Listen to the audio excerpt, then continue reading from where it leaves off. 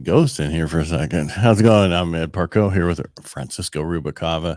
He's a junior, but he doesn't put that on. Oh, forgot. Oh well, not a big deal. No. Thanks for showing up today. Thank you for having me. How are you doing? Good, man. Just been busy. I was telling somebody else that the last 3 days this weekend, besides moving 5 yards of dirt by myself, I was qualifying a ton of people. That's good. Yeah.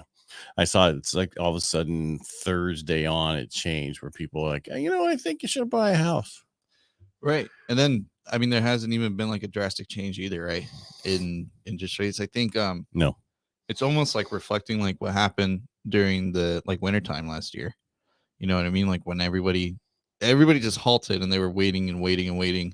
And I think it's happened again where everybody was waiting and realized that things aren't changing drastically. Right. They just go back out. Well, I keep hearing, I was talking to somebody else. I was on a sales one. I said, the only objection I get anymore, it's the same one we hear. I think I'm going to wait until things settle down. Right. Yeah. Okay. Well, talk to me in 20 years from now. And that's because we're not having a bubble. We're going the other way already. We're down. The down that we were was 2%, and that was nationwide. That's not even local. So, yeah, I think that's and that's also the most unfortunate, and I believe how could I say, it's a sad thing that I've seen happen a lot where people say that they're at a point where right now they can qualify. You give them numbers and it's possible and it's doable, but then they say, I want to wait for something better. And in my experience, it hasn't gotten better. Right. So that's the objection. And really you need to work on getting around that, helping them understand that by waiting, they're not going to help themselves. It's going to get worse for them. But sometimes you can lead a horse to water, but you just can't make it drink. And there are some people, no matter what you do, you can't change their mind. Right. And then, I mean, we've said it before too. A lot of times some people just have others in their ears that are kind of discouraging them from it. And the biggest thing of it all is like a lot of the times people are like, man, we don't think we'll be able to do it. We don't think we'll be able to handle it. And it's just ultimately it's fear. Right. But I've even said, I even had a client recently where it's like I told him, I said, look, if you're getting approved for a loan, especially like let's say FHA, right? Like they believe that you can make that payment. They don't want to dish out loans that are just going to end up being defaulted on or foreclosed on. Like it doesn't. That's not the goal of the loan, right? And that's where I tell everybody is, if the government believes in you, why can't you? You know what I mean? Like, yeah, but that's the thing is I always tell people it's not what I can qualify you for. It's what kind of a payment you want to make. And that's what we run into a lot where people go, yeah, I want a $1,500 a month payment. Well, the problem is that's a $200,000 purchase price. That's not around here anymore. Right. I'm sorry, we'll go ahead. No, I was going to say, I just saw one the other day, but it was like a 1-bedroom, 1-bath, up in the middle of nowhere.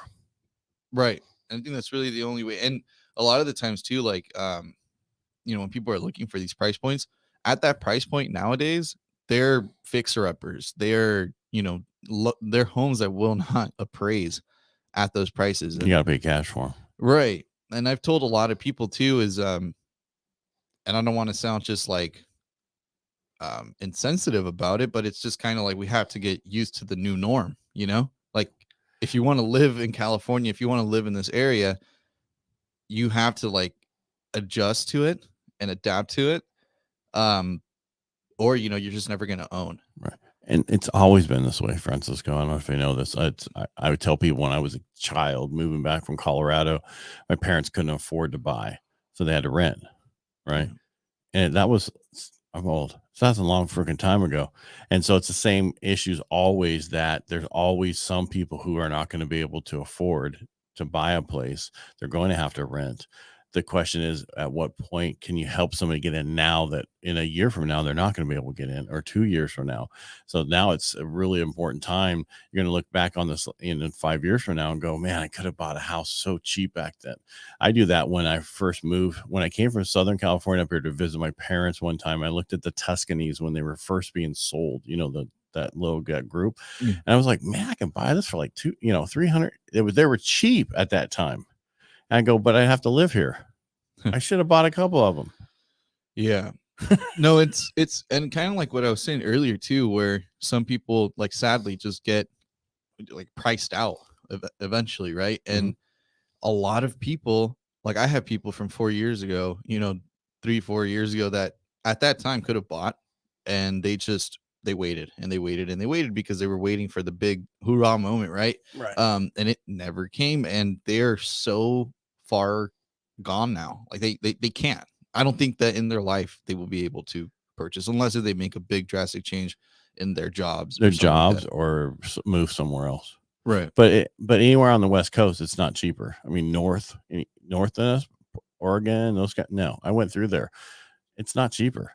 Yeah. This whole show was supposed to be about getting fully underwritten pre-approval, but we've been stuck on people waiting, objections of waiting, and why. And I'm just telling people that's not where we're at. You need to buckle down and buy the house. Somebody else, I was like, this, you're buying right now is the worst time to get an interest rate, but the best time to get a house. Right. Price point wise. And that's what they don't understand, that they want the best rate at the same time as getting the best price for the house. It doesn't work that way. Yeah. I think too, like also going off of that, like, how we were talking about earlier about like how sometimes some people just have family, friends, or the news or whatever it may be in their ear that's discouraging them and making them think like, oh no, like, I don't want to do that. I don't want to jump into that. But for example, like the client that you and I are helping that we just got in contact this last weekend, his mom being an escrow officer previously, like he just spoke so like he knew, right? Like he knew the benefits, and he even said it. I was like, yeah, I mean, I know right now the rate's a little higher, whatever. He's like, yeah, but I'll refinance. Right. It was a breath of fresh air, like hearing that. It'd be nice if more people saw it like that, and I think that's the importance, and that's why I do this. I know this is why you do it, and why you wrote your book and everything too, is because people just need to know. But I think there's just so many sources of information or whatever it may be that it just gets convoluted. And I mean, a lot of the stuff out there is for the most part negative, Right. Well, I ran into a client that was referred to me by a friend of mine in Rotary, his kid, and the kid was telling me that he watches YouTube out of some person up in Sacramento, and they're saying differently than what I say. I'm like, that's okay. But I just, this is where it's going to be at. You can't go off of one person who doesn't really know. We have no idea, right? We have a 50-50 chance saying this, but we do know one thing: house values are going up, and there's multiple offers right now. We do know that. Right. I always look back at the argument too of like, oh, like what if I can't do it? What if I can't make it? Sell it. You're going to be in a better spot than if you were just renting and that money's not going towards anything. What happens if you can't make your rent payment? Oh yeah, you get kicked out. Right, but they don't ask that. Yeah. What if I can't make my rent payment? Yeah. Nobody asks. You know what I mean? What's the difference? It's a commitment. And I think that's what they're afraid of, is that commitment of owning that home. But you have to get over that. You have to read a book. You have to read things to understand the process and why you should own a home and how you make money from it. And it's an investment, not a liability. Renting is a liability, not an investment. And people just are confused about that. I think it's the level of comfort with rent right now, right? But what people aren't seeing is what's going to happen in a few years. And once those rent rates keep going up, or if a for sale sign comes up and then you have to look for a new place, like a lot of people right now are still in situations where they're only renting like 3 bedrooms for like $1,400-$1,400, right? Right. But those are gone once you get out of there. Oh yeah. I mean, that's probably rental rates from like at least 5 years ago. And with that being said, I mean, as you move forward, if something happens and you have to get out of there and you haven't procured your home, you're going to be scrambling trying to find a comfortable situation that you're also not, having a fight for. Right. So what people don't realize is they're the frog in the water that's on the stove that someone's turning it up slowly, the heat to a boil. They're the frog. That's what the rental market is. And that's what they don't understand, is they're in that. And that's the only way to put it, because they're slowly turning up their rental rates while they're happy where they're at. They don't see it coming. And all of a sudden it's going to get to boiling and it's over. You know what I mean? They're going to be shocked at what their rates are. They're not going to be able to afford renting. Right. Unless if you're like, I mean, and even people are at the stages of if you're a new renter, like you're taking in a renter with you, like, so that's where I tell everybody, I mean, even if you buy a house and you have to do that for a little bit, I'm doing it. I'm renting out a bedroom, and it's within like the own same like house that I'm in as well. So I mean, it's something that isn't ordinary, but I mean, I've had to get creative within my own ways, and that's where people, I think, I get it, and it's more streamlined, and everybody's different. But if you do want, to have a piece of like real estate and actually benefit from it, you have to like, I mean, it's like jumping in the deep end, but you'll make it out. Right. You just have to be comfortable with it. Talk to people who own homes. Don't talk to people who don't own homes. Don't get your advice from somebody who's never done it. That's all I got to say. Because most of these people are talking to their family who've never owned a home. And they're like, we don't want you to go get a home because then you're better than us. No, that's not what they're saying, but that's what they're thinking. Yeah. I mean, and it's crazy how envy and everything works, right? It is, because nobody helps you along the way. A lot of your family will keep you down. They're not there to help you, unfortunately. Yeah. Now let's get on to what the story was supposed to be about.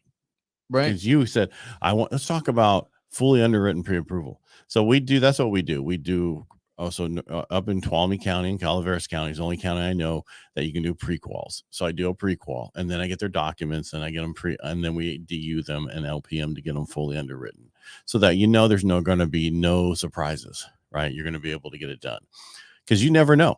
I have one right now with over a 700 FICO score, putting down 3% on a conventional.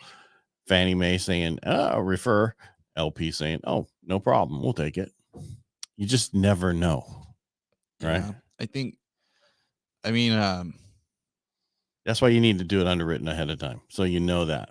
Yeah, it's very important. I think not even just for the like sake of no surprises, but no, that's the whole reason. I won't want surprises. I don't want you to go, oh, I got them in contract. Ooh, they don't qualify. Why didn't you know that before we got them in contract? Why'd you waste our time? I guess. Yeah, time, gas, potentially risking the client's deposit. It's there's a lot of pieces in there where, not only will you also see benefit within having that sense of security, but it's also going to make your offers look a lot better. I've been telling everybody, I mean, nowadays, again, getting used to the new norm, like if you're not submitting offers with 21-day closes, your chances are pretty low. I've seen anything like 30, depending on, granted, the seller, right, and what their motives are. But for the most part, if you're not competing in every aspect, price, time, the terms, everything, you're not going to get accepted. Yeah, I don't know why everybody's stuck on a 30-day escrow. I mean, it's like, why? Yeah. Let's do 21 days or sooner. If we can get it done in 2 weeks, why not get them in the vacant house in 2 weeks? Right. Why wait 30 days? But I have it up in other areas like 45 days. Why? Yeah. Because it's what we always do. No, stop doing it. Do it less. Or if you're going to do that, then say or sooner, and then everybody on the same page that we can, because that's our problem is we get stuff done so fast and we're like, we're ready to close. Well, we're not. Twiddling your thumbs waiting. Yeah. And most of the time, you know what it is? It's, and I'm not knocking them, but it's the escrow companies. No. We're not ready. We've not ordered the seller side this. We haven't done this. We haven't done that. Why not? Right. And I think it's, I mean, I even kind of realize, I think it falls like on us to like as agents, where I feel like sometimes we forget to communicate as much as we should with escrow. But nonetheless, I mean, I know they work for you. They don't work for us. No, I see. Yeah. So you guys pick them. We don't. Right. But I do get it. And it is nice to see, though, when you have an escrow officer who's like really on it, like, and exactly like we said. Unlike our last one. Right. No, and that's where it's like I'm saying is like you'll have the moments where it's just so seamless. But granted, to get there, we need to take these steps, which is getting underwritten approved. And the importance of it is exactly like we said, security, and also being able to compete. Because right now in this market, like we said, it got a little slow, but it's still right back up. Well, just there's very limited inventory, so everybody's competing against the same homes. How are you going to stand out? That's the question. Yeah. No, it's crazy right now. I know, like in certain areas, like I've been helping some clients out in Patterson. Like Patterson, anything like 550, or excuse me, like 600,000 or less, there's only about like 15 homes on the market in all of Patterson. And then Elk Grove, like 600 or less, like 15 on the market. Well, you're Like, lucky to find anything in Elk Grove for 600 or less. yeah, and on top of that, you got Melrose everywhere over there. But yeah, our inventory, it's no joke. 35% of what our existing inventory normally is. That's what it is. Right. Think about that. That's ridiculous. We And- normally do 450,000 homes a year, and if we're only at 35% of the inventory of that, yeah. No, that's it's been a little, I don't want to say concerning, but just it's been another like big wake of kind of like, oh, like what's gonna happen, right? What's going to happen is everybody's going to get priced out at one point. Right. I think and granted, I mean, I'm still hopeful that once the rates do come down a little closer to the crazy low rates that everybody had, I hope that we'll just see a big resurgence. But I If wonder we how that's see, if we gonna- get to if we get to 4.5 to 5, we'll see a change. And it's like I talked about before. Somebody with a 3.25 or 3% will take a 4 in a new house, or 4.5. It's not that big of a deal. It's when they're going from 3 to 7 that is a big deal. Yeah, I'm pretty interested to see how it's gonna happen, because I actually have like a lot of my clients that are just waiting, that had bought during that time, that want to make a transition, because a lot of people during that time were really settling. Like they were getting whatever, but they're like, I got a house and I got it with a super low rate. And I got a lot of equity now. Right. So nobody cared. But like I'm saying, I think when the rates get closer, people are finally gonna be like, hey, you know what? I settled for this house. I want something different. There we go. And I think it's gonna be interesting though to see how the market's gonna react to it. You know, It's going to take probably till next year before we see that. I think 2024 is going to be a unique year, busy business wise. I'm not thinking the rest of this year is going to be slow. I'm just saying 2024 is where we're going to see probably the rates come down a lot more. Yeah. I don't see this year slowing down, really. I mean, it's just like you said, you know, having a lot of people qualify and everything. Like, well, it is, but the issue is it is slow. It's just a matter of who's working. If we only have 35% of the normal inventory, all right, well, we only need 35% of the agents and the loan officers. Right. That's the issue. So people, it's busy and crazy, but you've got a few loan officers doing one deal a month if they're lucky. Yeah. And that's where, I mean, we have to stand out, right? And I mean, to help obviously keep us afloat and keep doing what we do. But yeah, I mean, nonetheless, I've been staying relatively busy and everything. And again, I feel right, like we do see a lot of the times within these moments of uncertainty where a lot of also the workforce will drop off from like that represent a lot of us. But yeah, I mean, it's just I get it. You know, people are scared, but they shouldn't be. Yeah. That's why we tell you guys, we're not scared. We're here to help you guys. We're here to, you know, continue going on. And that's why, I mean, and granted, I mean, even just trying to help you understand the benefits of also taking the risks and purchasing your home and all of that. I mean, it's hard to see it up front, especially if you're not too familiar with it. But once you're there and you have your home and you see what comes with it and you understand the security, just get my book and read it. literally. It literally will help you understand the process, and then afterwards understand why you want to do it. If it can help Mike Kelly's kid understand that he should, you know, hey, I can do this. It'll help you do that too. So, and I'm not saying Mike Kelly has a bad kid. I'm just saying he's a real estate agent. He's been telling this kid forever, and the kid still didn't understand it, but he read my book and he's like, you know what, I can do this. That's what I was gonna say. Mike Kelly's been a top producer for like forever. A long time. Yeah. So that's like, it's funny. And I mean, and exactly like you said, right? Like sometimes maybe you just need to hear it from someone else. Yeah, that's what happens with our kids. I can tell I told my kids forever certain things, and then they come home from school. Oh, I told you that. It doesn't matter. They need to hear it from somebody else. No, but yeah. All right. So again, get fully underwritten, pre-approved. if you're FHA, VA, conventional, USDA, when it comes to bank statement loans or non-QM, do as much as you can and double check that stuff, because those are much harder loans to, you have to go through the process. They have to see it. They have to see a lot of stuff. It's a lot harder, just so you know that. Okay. Right. All right. Thank you for watching. Thanks for being here with Francisco, and you guys make it a great day, and we'll talk to you on Thursday.